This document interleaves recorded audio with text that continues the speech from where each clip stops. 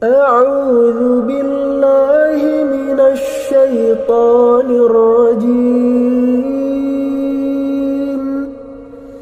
بسم الله الرحمن الرحيم.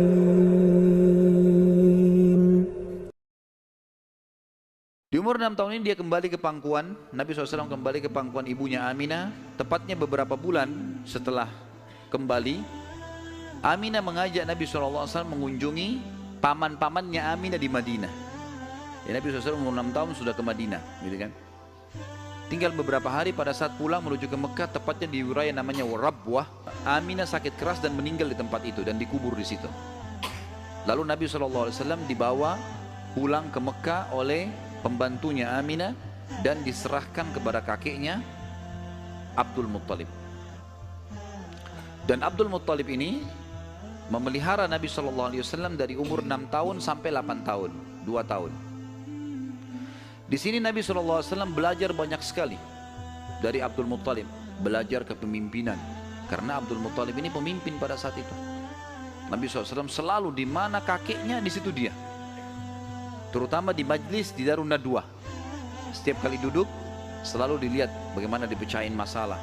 Maka kata ahli sejarah, Nabi SAW belajar banyak sekali hal, diantaranya bagaimana dia menjadi tokoh masyarakat. Baru 6-8 tahun ya. Di umur 8 tahun meninggallah Abdul Muttalib, kakek Nabi SAW. Kemudian diambil alih dan dipelihara oleh pamannya Abu Talib.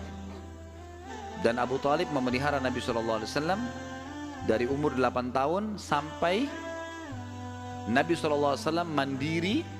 Sebenarnya tinggal serumah dengan Abu Talib sampai menikah, sampai umur 25 tahun.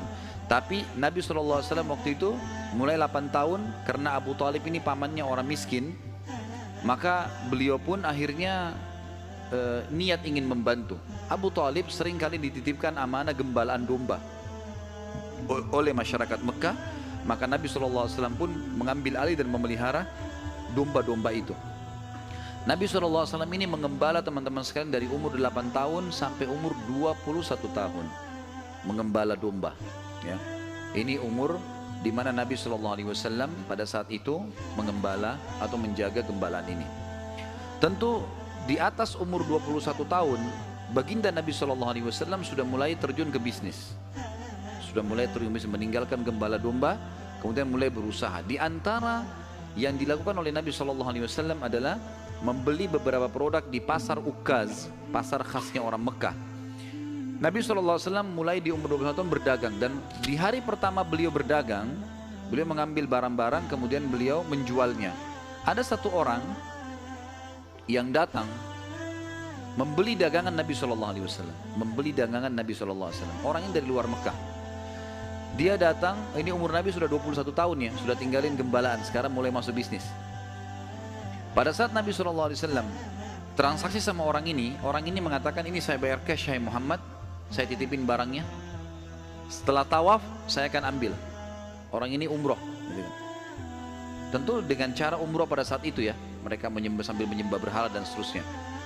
Ini syariat Nabi Ibrahim yang masih tertinggal.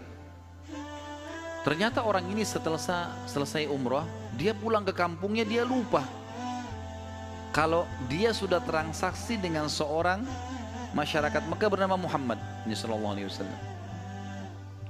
Maka orang ini pulang ke kampungnya, 3 hari kemudian baru diingat sama dia. Diingat dia transaksi. Kalau tidak salah bahkan kampungnya orang ini 3 hari dari Mekah. Jadi 3 hari pergi, dia setelah 3 hari perjalanan tiba di kampungnya, 3 hari kemudian baru ingat, sudah 6 hari. 3 hari lagi kembali ke Mekah, 9 hari. Begitu tiba di Mekah, dia buru-buru ke pasar Ukaz. Dia kaget melihat Nabi SAW dalam kondisi yang sama, menjaga barangnya, tidak bergerak di situ terus. Waktu itu belum ada penyumbatan jadi Nabi ya, belum ada syariat, belum ada apa-apa. Lalu orang itu bertanya, "Hai Muhammad, apakah kau menunggu dari pertama saya terhadap kamu di barang ini?" Dia bilang, "Iya, karena Anda mengatakan suruh tunggu." Gara-gara itu keluar julukan Muhammad Al-Amin, orang yang paling bisa terpercaya.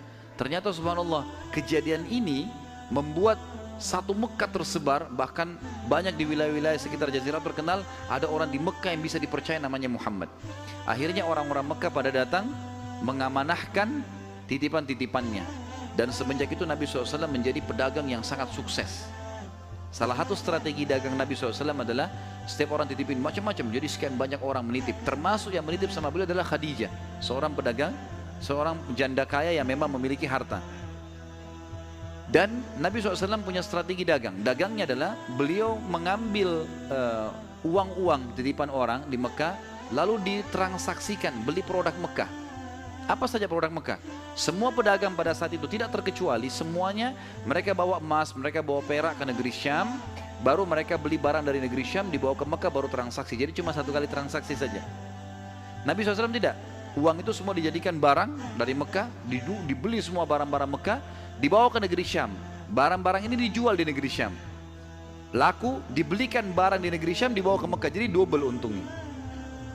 Karena ini teman-teman sekalian, Nabi SAW menjadi pada saat itu salah satu orang terkayanya Mekah.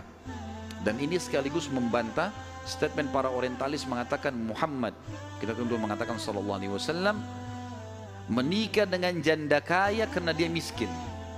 Ini salah sekali. Karena Nabi SAW di fase dari 21 tahun sampai 25 tahun menikah dengan Khadijah itu sudah menjadi pengusaha yang sukses. Makanya beliau pada saat menikah dengan Khadijah, maharnya 20 ekor unta. Satu unta ratusan juta jumlahnya, harganya. Anggap kita hitung 100 juta saja, kalau 20 berarti 2 miliar. Ada antum sini melamar 2 miliar? Paling perangkat sholat. Jangan tersinggung.